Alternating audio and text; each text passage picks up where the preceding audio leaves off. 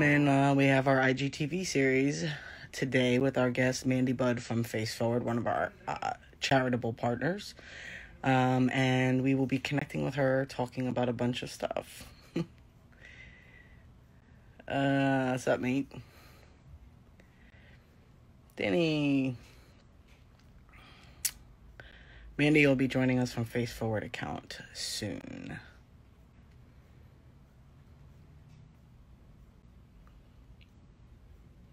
Hello. Oh, there she is. Okay, let me grab her. Hey, almost forgot about this today. That was forgot my own live. Hello. Ew. How are we? Not too bad. I don't know. I mean, if it wasn't for you messaging me, I was totally forgetting what day it was. It's so funny.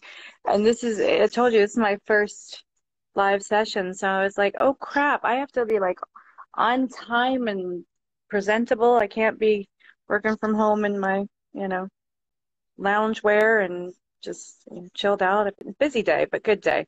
And I have a podcast to record later today as well. So it's exciting. It's a busy Friday. I know. Technically can come to these in your PJs. I feel weird, but it's like, show up and what is it? Dress for your day, dress for the moment, dress for the energy you're putting out there, right? So we're putting our best face forward. There we go. And yeah.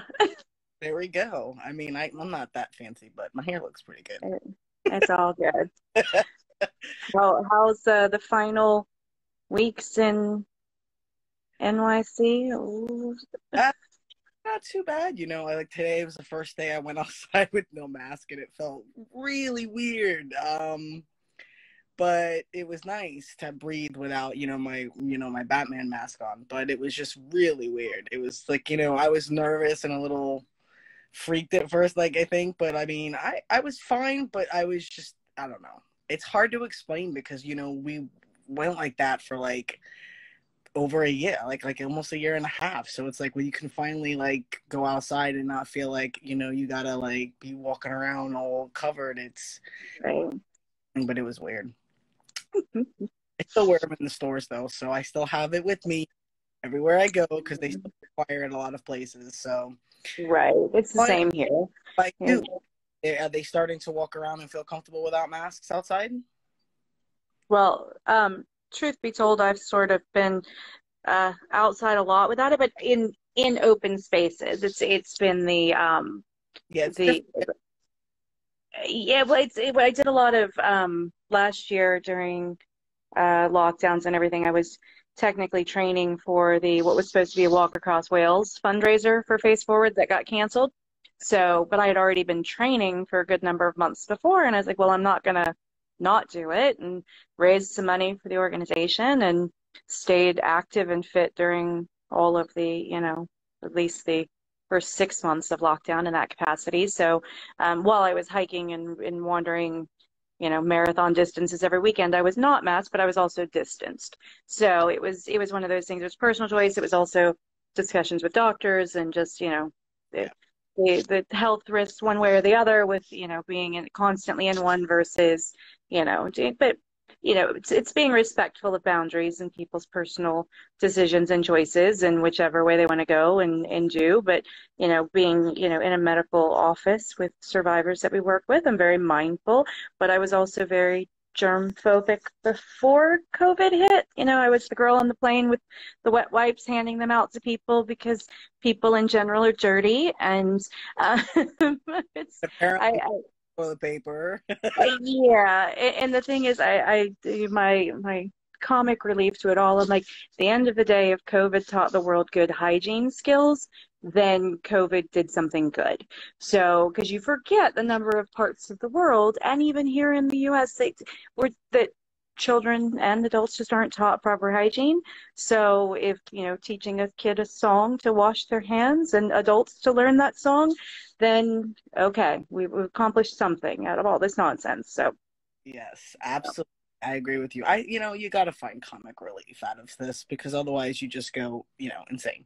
So you have to find moments where you can laugh or crack a joke, and this and that. But I mean, back where you are, it's different than here because we're very dense. Now, both states are very populated, and Los Angeles and the area that you're in is very populated, kind of like the city is over here, but it's more dense, I think. So there's more people just like on top of people, like where you could go and there you could go on hikes and you're very distant. So you don't have to worry about the mask as much because you're more secluded in certain places that you go where certain areas, yeah. Have New Yorkers in mind. So it's a little bit harder, but it's great that we're turning a corner. So, and I want to talk, I mean, if for anybody in the room that doesn't know, Mandi is with Face Forward, who, we love this organization and everything they do, and we've been partnering with them for years now. I was thinking about that. I think it's been like 4 years. Yeah, you were one of the early birds with me. I've been with the organization for 6 years now. Yeah. So yeah. Yeah, yep. It's been a while, but I want to explain everything in more detail of what Face Forward does and what's coming in the future, because I know now that things are taking a corner, you also have an event coming up, I believe, right? Yes. Yes, that's great news, and I want to talk about that. So, floor to you. Well, the elevator pitch first, I guess. Face Forward International, been around since 2007. And Face Forward provides free reconstructive surgery and emotional support services to survivors of domestic violence, human trafficking, and cruel acts of crime is sort of our umbrella for those who have been victimized in other situations and other forms of abuse. We don't do accidents or birth defects or those sorts of things. There's plenty of amazing organizations that do that kind of work as well. But we basically provide a full service care package of, it's a restorative program to help survivors thrive after coming out on the other side of, some of the most horrific crimes against humanity. We see everything from, acid attacks have been sort of our not more recent, it's been the past 4 years really, but we've sort of become a go-to for acid attack survivors in a lot of ways because there's a lot of need internationally as well as in the US. We see gunshot wounds, we see burns, we see, broken facial bones, a lot of nasal reconstruction because with domestic violence cases, intimate partner violence, that's typically the nose and cheekbones are primary targets in a lot of ways. We've started, it's been I think just almost 3 to 4 years now with the human trafficking side. Most of our cases on that end are explant removals, where traffickers have forced or coerced, in the verbiage is used, the men, women, children, whomever, to modify their bodies to make them more appealing in certain ways. So that at long term, then it causes a lot of pain, discomfort, infections, those sorts of things. We bring our patients in from all over the world. We are now 13 different countries around the globe and growing.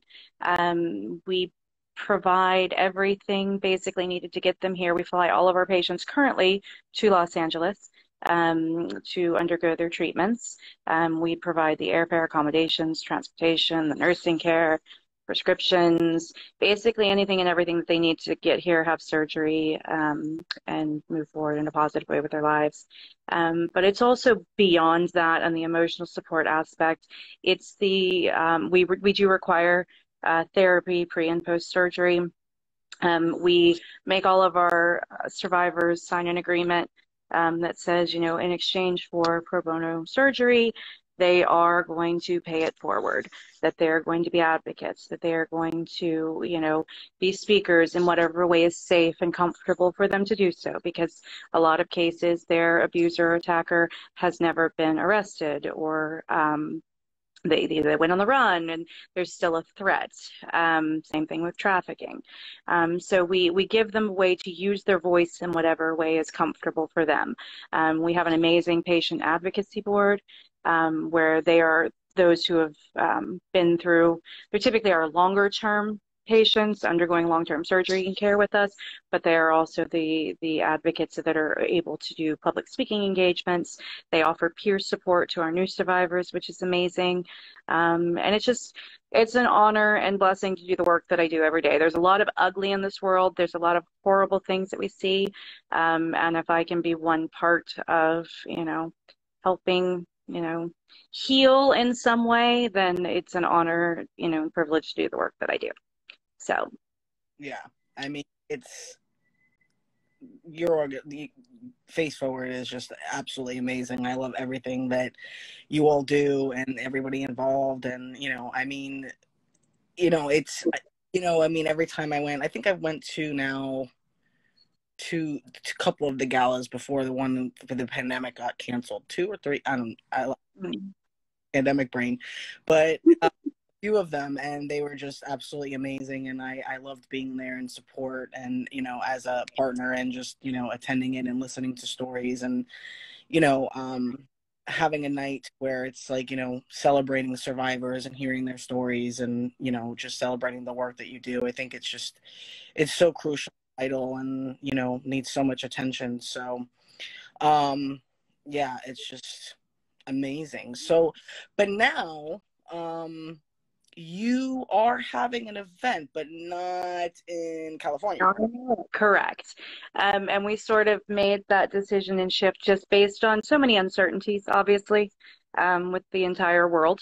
And we have several board members who are based in the Dallas area.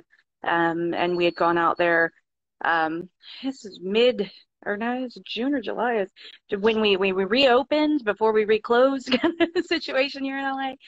We had gone out there to do some media and press interviews. Deborah, our founder, and I had gone, and we met with our board members, and we did some interviews, things like that. And we were there. I said, well, I'm going to go ahead and arrange some meetings with potential new nonprofit partners. And what started off as 2 or 3, the chain reaction of introductions turned into 8 meetings in like 2 days with all nonprofits. They were all primarily in the anti-human trafficking realm. And every single one of them said to me, "Can you open an office in Dallas?" And I was like, well, that would be amazing. And in theory, yes, we totally could. But at the end of the day, we need funding to do that. And of course, we're coming off of a pandemic, which is, everybody struggled, everything challenged. Nonprofits struggle in a different way. We're very fortunate that with our previous galas and typically our bigger events happening at the end of the year, that is a large source of our funding for the following year. So as far as that's concerned, it keeps you afloat as an organization. You don't have to shut your doors in that way. But,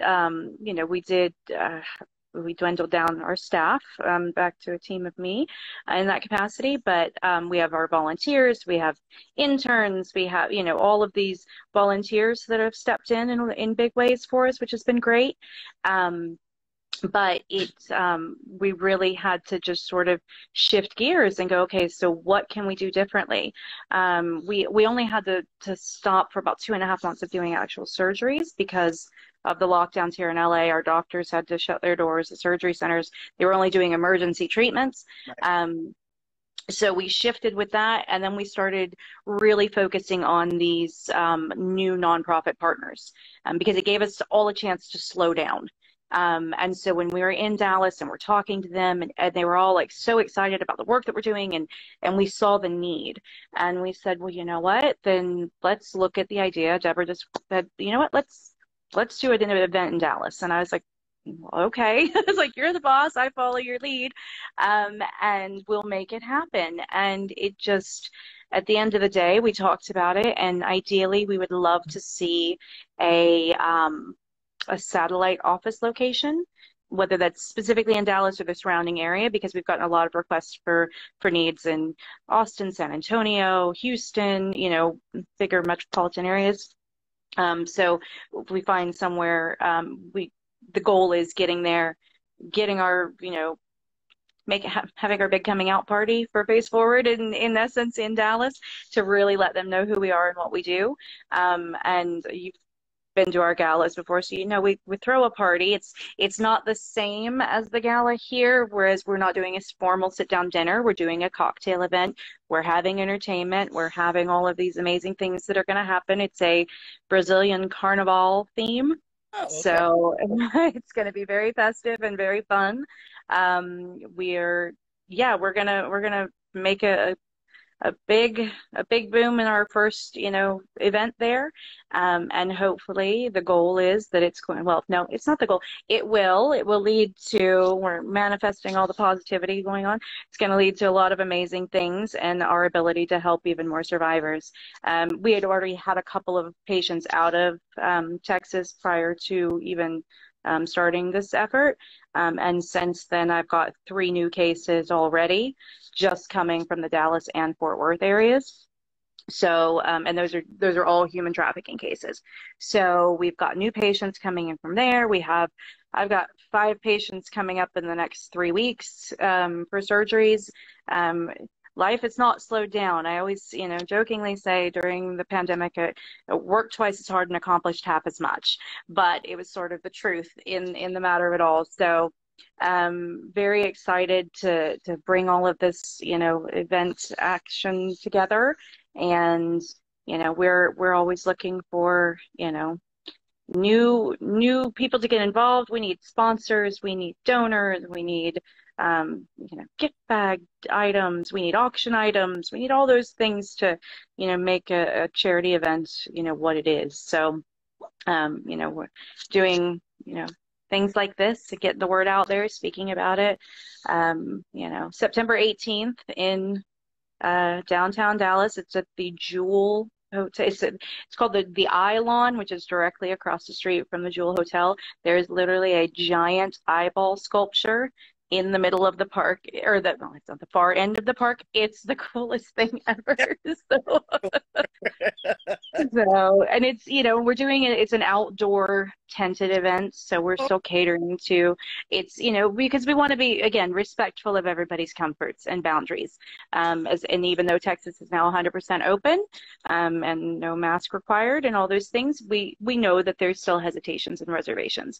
So we're, again, got to be being respectful and kind to each other has been, the thing that I think a lot of people either embraced or ran away from during the pandemic. At the end of the day, I was like, it really, people's true colors shine through when you're put into these high stress and situations. And, it brought out a lot of the realities, a lot of mental health issues too. And I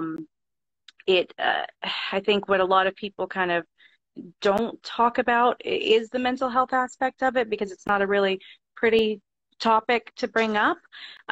But it is, the thing that has also affected for us, the number of survivors actually reaching out to us for help and service has gone through the roof too. Not only because everybody was in lockdown and had time to get online and research and, look for help, but we're also seeing the numbers of domestic violence cases and human trafficking cases go through the roof.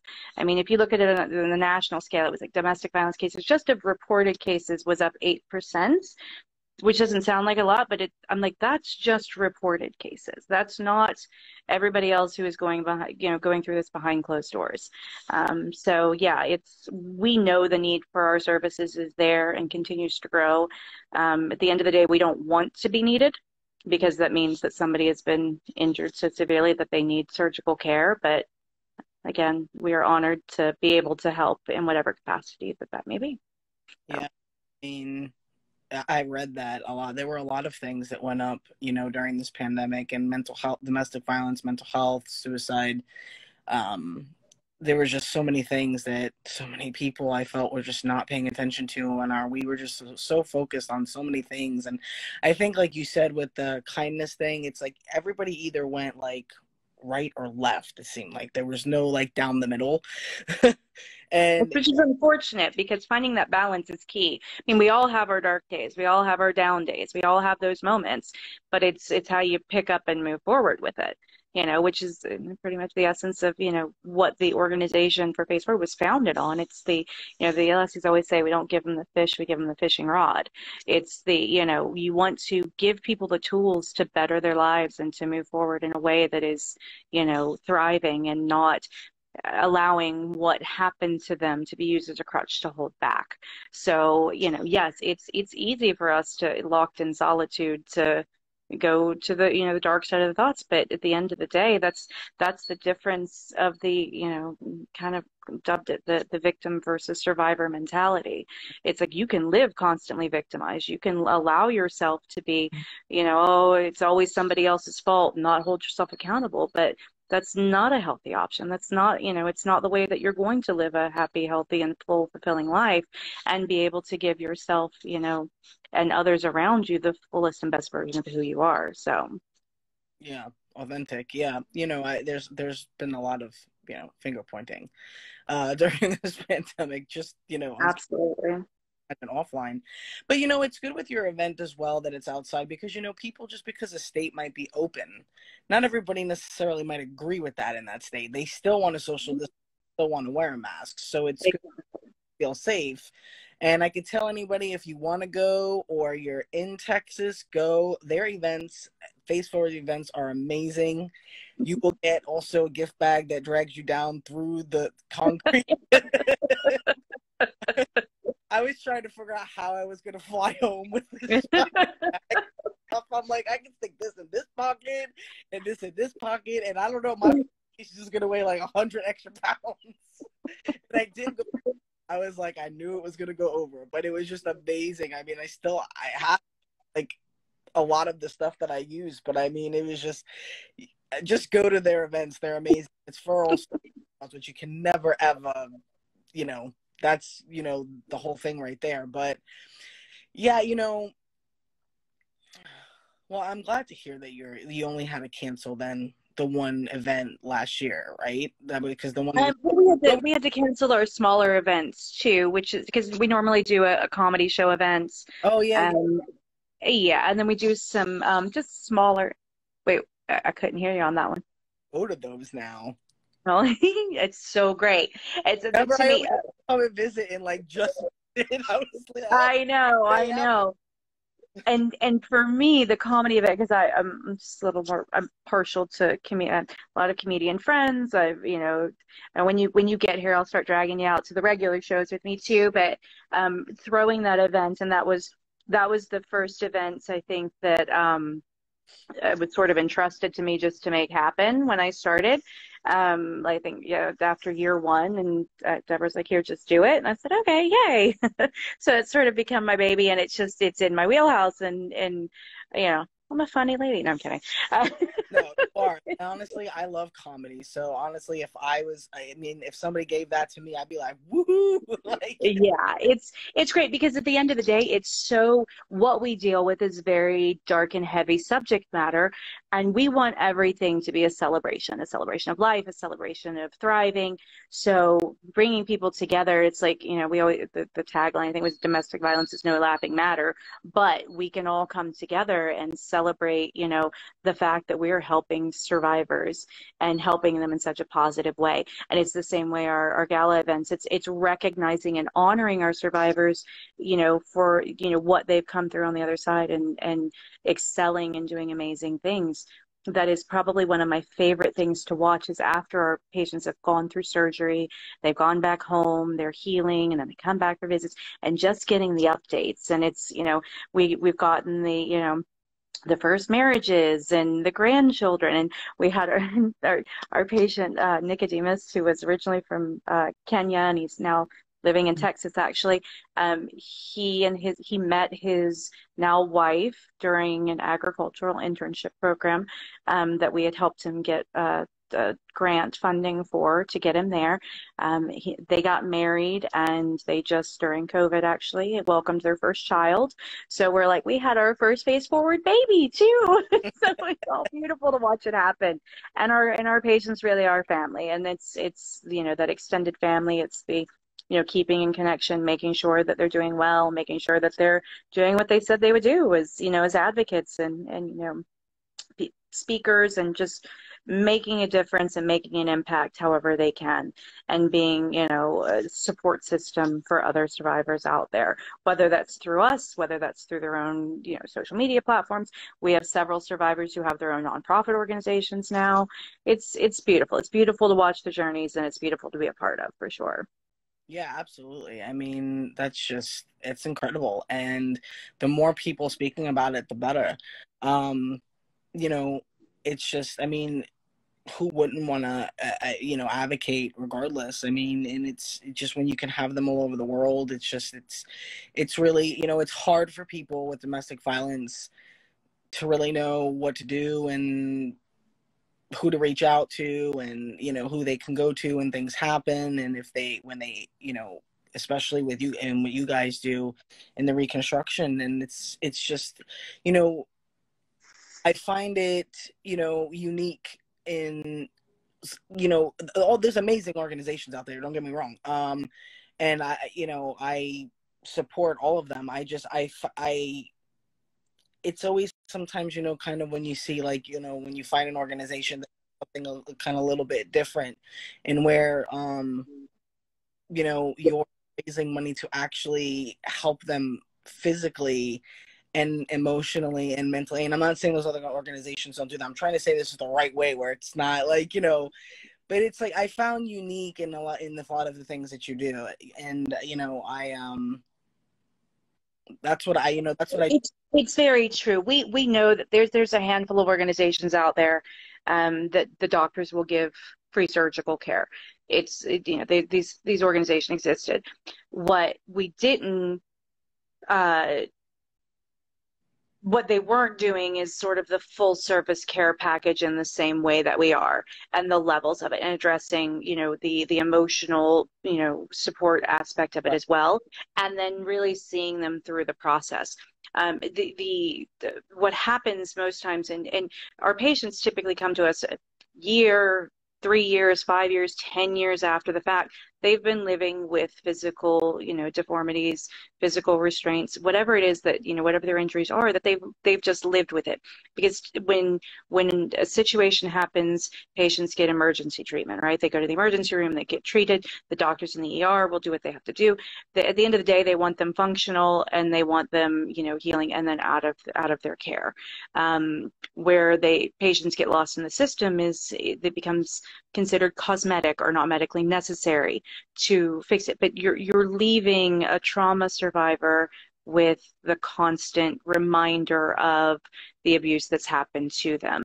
So that's where we step in, and we know, and we have some of the most amazing, reconstructive surgeons, in the world that are, donating their time and services, and then we're navigating that system for our survivors and being their advocates. And I'm taking them to sit in their consultations with the surgeons, and being a voice with them in that room, because it's already stressful enough for anybody just going through an elective surgery, let alone a trauma survivor who is basically, opening up, old wounds and reliving that trauma again in a different way. So it is, we're basically putting them in there going, and Dr. Leslie, our co-founder, is really great about, he hands the patient a mirror and says, when you look in the mirror, tell me what you want to see different, and just gives them gives the survivor a voice to really express, okay, well, here's what, and sometimes it's surprising what, physically somebody sees versus what the rest of the world sees. And, I look at it, it's just, it's one of the most amazing journeys to watch the whole entire healing process, and then how everybody recovers from the individual traumas. And we deal with a lot of depression and anxiety and PTSD and all of those things with the survivors that we work with. So it's, you know, I get to be a personal cheerleader in the mix of all of that. And I've had my own personal exposure to all of, you know, the various mental health disorders with different friends and family members and loved ones and ex-husband, you know, all of these things. So it's like I get to, you know, apply, you know, everything that I've sort of learned in my own life and the skills, and I have an amazing tribe of human beings around me that, you know, we have these kind of dialogues a lot. But to be able to use that in my daily life, in my work, it's, you know, it's a gift. It really, really is. And I'm very grateful to be able to, you know, be a part of it in whatever, you know, big or small way that I can be. Yeah, I mean, that work and be happy in your job and also get to, you know, help people heal. I mean, that's always what I was, you know, looking to do, and that you wanted to do. You know, I wanted to do, and I think a lot of people want to do, and you know, it's hard to find that balance because it's like, oh, I have this interest, I have that interest, I have this interest, and it's like it's very rare sometimes that you find people that can find everything in your job, and it seems like that you have, and that's great. Um, because, you know, there's always like people are like, okay, well, I have to, you know, let this go, but this is good and that's good. But it seems like, you know, when you can find everything in your job and be happy, it's like that's to me is true success. So but I love that the fact that that's what I love about Face Forward. Like, you know, I love people and just things that surround me that are unique and out of the box, and that's what I try to do with Bullies Keep Out. So, you know, I guess I'm kind of like attracted to that, just, you know, in general, even personally, you know, with people in my life and people that I know. So now when you do your events, I know a lot of people, I don't know, I mean, some people are doing it and some people aren't. Are you going to require like only vaccinated, or is it open to everybody? Are you like We don't have restrictions, and again, that's a they don't require it in the Dallas event circuit. That they don't even have restrictions on numbers in spaces. We're restricted to the space, just sheerly the number of bodies you can fit in there by fire marshal, you know, city requirement kind of thing. But yeah, so being there, we don't have to worry about that quite so much. Will we have to address that for LA events in the future? Possibly, yes. We'll see as things continue to unfold, because as we know with everything that's happened, it's like the wind, it changes and we get, oh yeah, this is coming, nope, oh, we changed our minds, nope, here we go, we're back this way. So we're just kind of going with it, and you know, we'll play it by ear as the time comes. We're hoping that, you know, after, you know, enough of time has passed and, you know, certain restrictions have, and we know that, you know, California in particular has been a little bit stricter on a lot of things. So we're hoping that, yeah, you guys too out there. But it's we're hoping that because enough of those were put into place early on, that they will, you know, when the gloves are off and so to speak, it's, you know, we open fully and things are right now. There's certain facilities or venues, I should say, you know, are requiring it for event purposes, either the vaccine or what is the other? What's the word I'm looking for? No, it's not just the negative COVID test anymore. I was like, some of them were, but no, it's proof of vaccine. oh There's certain the, like member, yeah. yeah, and they're we're seeing it just different per business, and it's a business decision in a lot of ways. So they have the right, you know, as a, you know, independently owned and operated, you know, bars, clubs, whatever, that they can choose to do that. So, you know, we'll just see. I think I, that I think it'll probably become part of the new norm, and some will do it and some might not. You know, I think a lot of people probably are in a position to be like, we never want to do this again, so let's try to be careful. So I don't know, I think people are going to be, you know, cautious and, you know, for a bit longer, but, you know, we're still turning a corner either way. It's, you know, it's everybody's own, you know, thoughts and decisions and whatever they, you know, they feel and think. But I, someone asked on your thoughts on, what was it? I'm trying to scroll up here. oh Adult. wait, there's questions, there's stuff. Yeah. All the things I'm not paying because I'm like, it's my first one. And I'm like, what am I doing? I No, don't. sometimes people don't, but I know I saw one pass where they wanted your thoughts on adult bullying, which is, which is why we encompass domestic violence, because even though it's domestic violence, it just has a different name. It is still a form of bullying. Bullying. Mm-hmm. So, Absolutely. so yeah, I mean, because people, when people hear domestic violence, they always think of physical, and I was like, no, it's physical, but sometimes it's verbal, emotional, psychological. I mean, those all count, and I think people sometimes forget about that. I said, and I could tell you, as a child, I mean, I watched it, and then the physical, and then the psychological, and the emotional, and the mental, and then I was a victim to it myself, and I have to say, I probably rather get thrown through a window than the verbal stuff. I mean, I just feel like the verbal did so much more damage internally, Yeah. and mentally.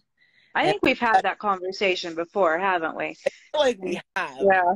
I mentioned it speaking at the gala, I want to say. Mm. That they brought up that, like, not to discount the damage that verbal abuse can do. And I just think it's important because, like, right away, people always just jump to the physicality of it. Like, I've Right. heard people say, like, I would have probably rather have taken, as crazy as it sounds to say that you rather take more hits, or, whatever you went through physically. Some are worse than others, and everybody's story is different. But it's weird when to hear people say that. But if you've never been through it, Right. they don't understand why people say those type of things, like when they're a victim or a survivor of it. And too, and it's back to the adult bullying aspect of it. It's like people, it goes, and that whole respecting people's individual choices and boundaries and all those things. People a lot of times, say things, do things, not to an intimate partner in that sense, but to, friends, associates, whatever, random strangers on the street. Um, and they don't realize the triggering effect it may have on the other person. It's like them saying something and the retaliation response, whatever comes. At the end of the day, you have to look at it as, if somebody comes back in a negative response or reaction, to something you've said, where it may have been intentional or unintentional, of the words, the choice that you used, but it escalates very quickly and becomes a verbal altercation. It really, you're sort of triggering each other in that sense. I think probably you could look at, let's look at, it's like reality TV shows in the best light. It's like the watching those moments where you just are like, what are these grown women doing on this random housewives show where they're screaming at each other? But it's like, but why? What are they what are they screaming about? And then when you kind of step back and peel back the layers and you look at it, it's like, oh no, you pushed her button, which triggered her button, which then leads to this big nasty, spewing rants at each other in that capacity. And at the end of the day, it goes back to our own wounds and our own things that, we haven't worked on, or something where you've seen a pattern of behaviors. Violence begets violence, right? And so if you've seen it or been exposed to it as a young child, you've moved it into your adult life, and you constantly exposed to it, those wounds do take a long time to heal. I was fortunate. I didn't witness, in my own home. There was a history of, and other family members and things like that, but I wasn't a witness to them as a child. I think I saw my first actual domestic violence situation with friends in college, and they were in a romantic relationship. But it's, I have since helped a number of friends try to get out of those situations, and, help them rehouse and to do all these things. And it's all this stuff that life just sort of, paved the way for me in ways that I didn't know I would ever need them, in the work that I do today.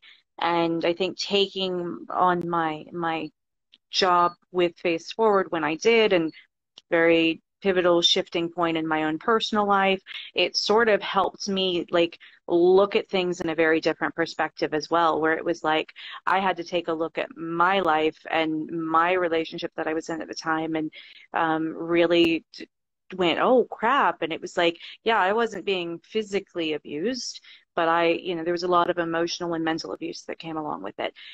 So it was, finally going, finding the strength in myself, because I was like, at the end of the day, I can't in good conscience do the work that I do and offer this support and offer this advice and wisdom and guidance and whatever to my survivors if I'm not living my truth and dealing with it in that way. So, yeah, it's, really, I think in life, if nothing else, I've learned to listen to others and to love them the way they need to be loved, because they all come with their own set of baggage. It's just a matter of, how much you can carry. And sometimes people need a little help picking it up, and they just need that help to like get them past that hump to move forward.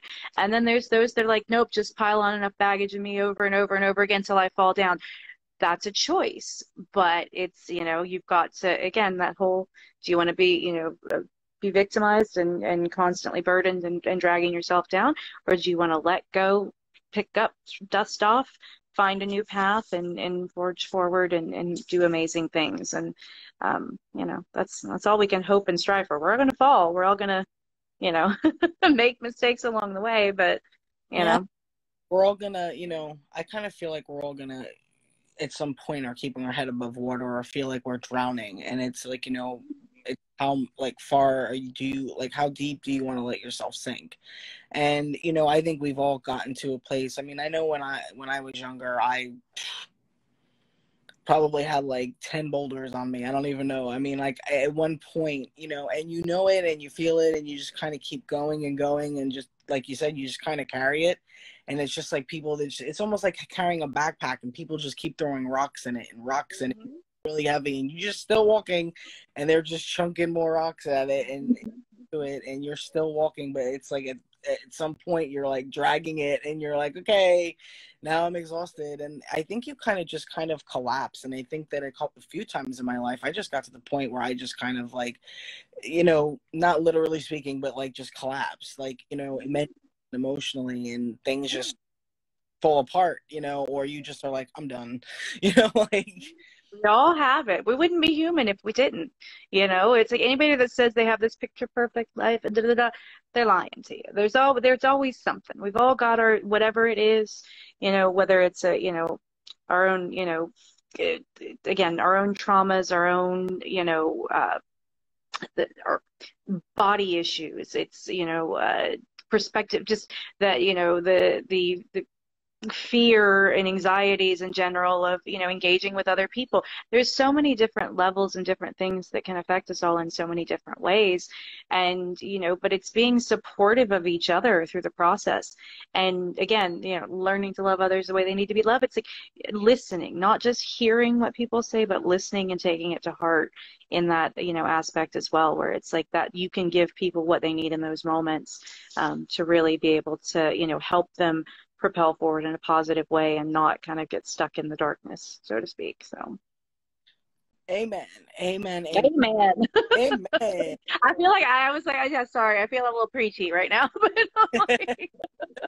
It's I think it's things people need to hear. It's important information. It's a cause that needs so much attention. So I think it's important to keep these conversations going. And, we always throw, I've always made it a habit to, keep them also, have like a mental break where you keep them lighthearted, or you laugh in the middle of it. Just to, like you said, you kind of have to, when you're talking about something serious, even when you have your, like, away from your comedy shows, when you have your other events, I mean, there's still laughing that happens at them. People don't sitting there like hysterical, I mean, it's like you have your moments of like seriousness, but then you also have to throw laughs in there. Laughter is like the best medicine. It's the best thing to have, especially with something so serious. And I make sure to incorporate it in our podcast, and even when we do these and the mentoring, I'm always trying to like make a joke in the middle of it, because it's like you have to. That point where they're like, okay, too much. There's never too much laughter. I'm a laugh at a funeral kind of girl. No, I'm kidding. But it's at the end of the day, you have to celebrate life. It's we're here. We've survived a pandemic. I mean, how many people get to say that? I'm like, yay! That each day that we're here, that we get to get up, that we get to do what we do, and to have conversations on an Instagram, like whatever. It's like those are the moments we need to like celebrate. And you know, for like our events in particular, it is a celebration of our survivors.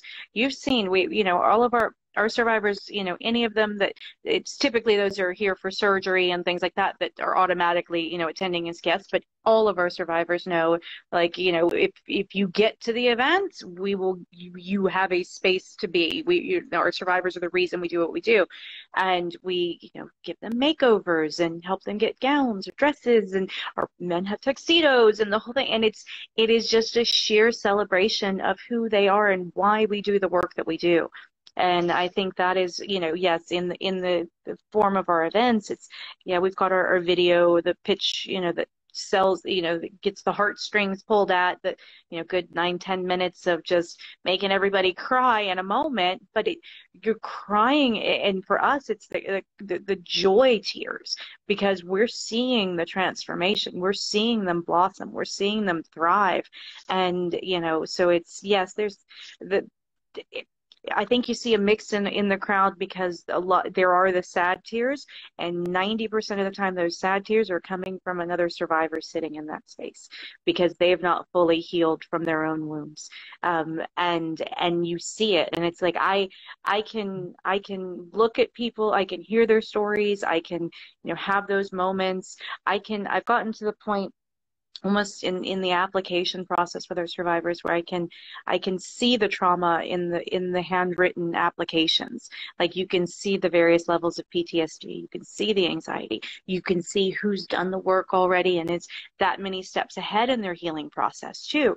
So it's amazing to watch and to be a part of just the entire transformative process, you know, for of the just the healing of survivors in general. And yeah.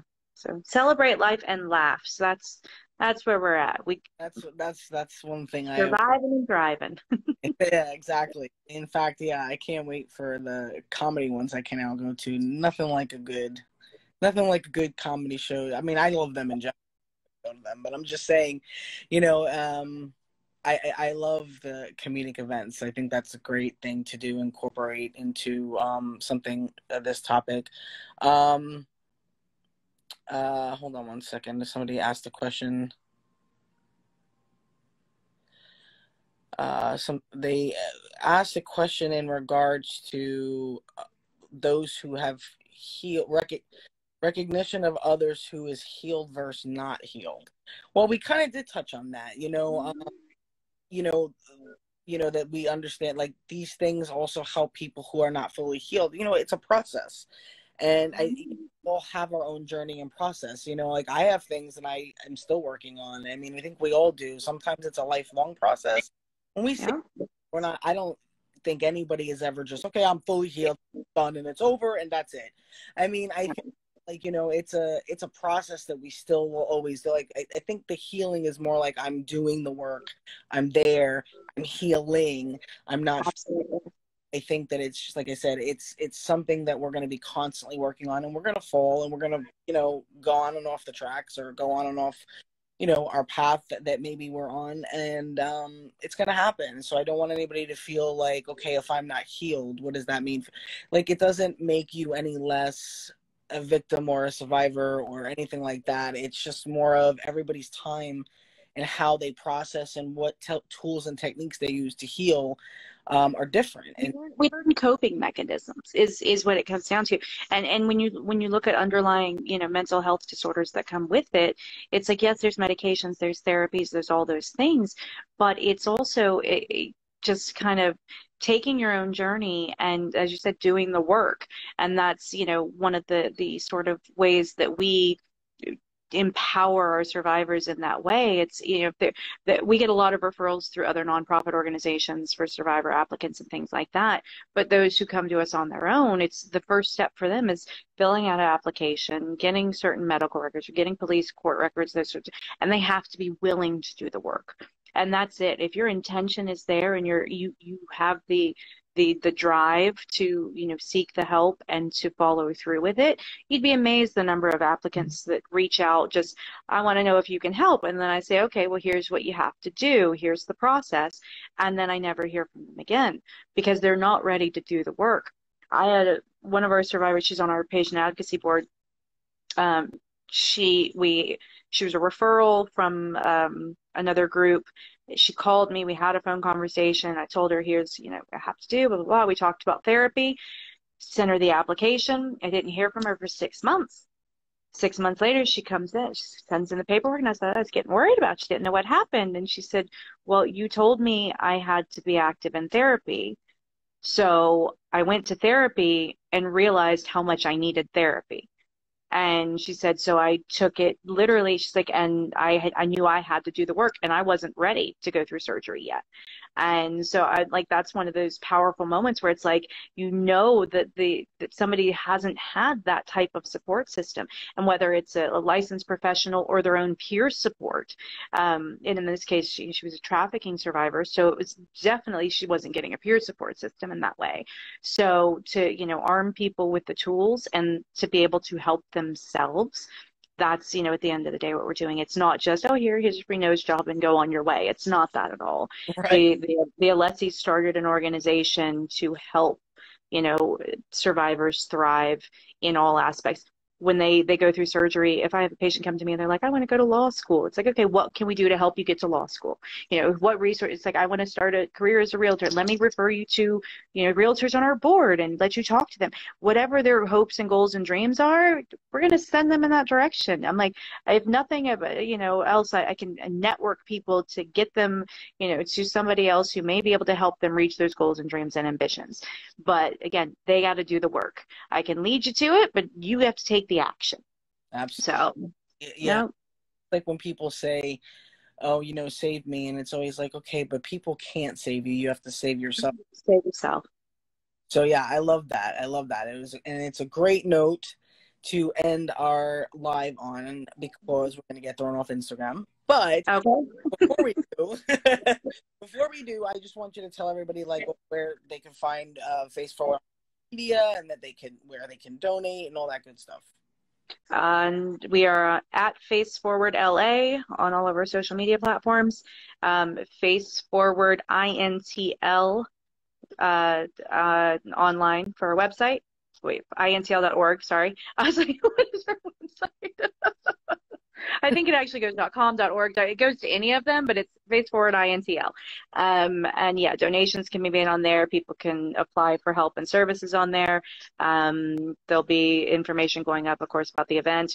Right now, basically, our social media keep you up to date with the Dallas event, and then ongoing fundraising efforts and awareness and just our normal, you know, normal stuff, recognizing our great partners, our doctors, our patients, and just getting the word out there to as many people as we can. So Awesome. we appreciate you. We appreciate. Well, yes, we BKO, but I was trying. My brain is like not working anymore. It's Friday afternoon. You're yeah. But I appreciate you. I'm so glad you came on finally. I know we've been talking about it, and I'm glad we finally got to do it. I'm also glad to give any promotion and talk about Face Forward because it's just amazing, and I can't wait to be in LA and not just to see you, but to be more involved in in different aspects, and also just finally like be able to attend events again, hopefully soon, and stuff like that. So looking forward to it. But thank you for the work that you do and just being you, and just all just beautiful work and greatness, and we need that in the world, organizations and people like you. So thank you so much, and I appreciate again you taking time out of your schedule. Absolutely. Thank you, and you have a beautiful weekend, and keep doing all the amazing work you're doing, my friend, and we'll see you next month, right? Yeah, July, so like a month. Oh, July. Month and a half? Okay. About a month and a half, so it's gonna come quick. You're gonna be a valley girl, so I'm gonna take you all the fun places out on this side of the world. So yeah, that's what I'm looking for. That's what I'm looking for. All right. I hope you enjoy this show, and we will see you the next time. Bye. Bye.